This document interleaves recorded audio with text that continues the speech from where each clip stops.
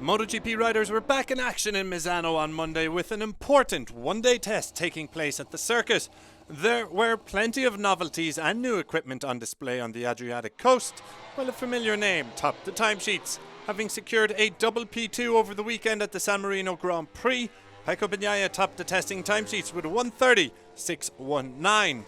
The reigning world champion led an all Ducati and Italian top three, with Franco Morbidelli and Enea Bastianini next on the timesheets.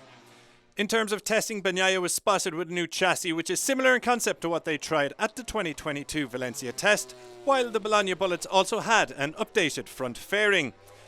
Team manager Davide Tardozzi confirmed that everything tested on Monday was with 2025 in mind, so we shouldn't expect to see these changes at any upcoming rounds.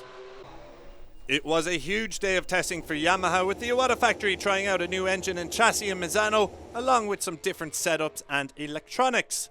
It seems to have made some impact, with Fabio Quartararo claiming 5th on the timesheets and the 2021 world champion, stating afterwards he is quite pleased with the progress being made by the Japanese brand.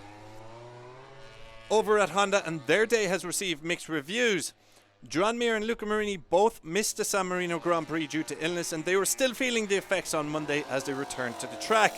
Despite having a new swing arm, chassis and Ducati-like aero as part of their plan, Mir claimed he was expecting a lot more in Misano and still believes they are far away from having a competitive bike for 2025. However, Johan Zarco was much more positive, believing they have found a direction.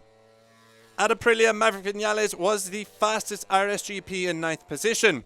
He struck a positive note afterwards as he searched for more consistency in their performances, with the Top Gun claiming the biggest issue was in braking.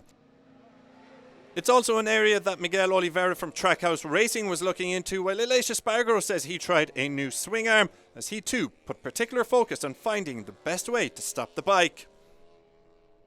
It was a busy day at KTM as Brad Binder tried out test rider Paul Espargaro's prototype machine, saying the first feelings are quite positive. Interestingly, we saw Danny Pedrosa working quite closely with Jack Miller during the day, with the Australian back on the lower, longer exhaust, whereas he had previously been using the shorter exhaust. Pedro Acosta was the fastest RC16 in the test, and he was spotted using one of the experimental bikes from Paul Espargaro to try with a different engine, exhaust and aero. That's your roundup for the Misano one-day test. The next track action will see us return here for the Emilia-Romagna Grand Prix in just over a week's time, so make sure you join us then. If you can't get enough MotoGP, click here to subscribe.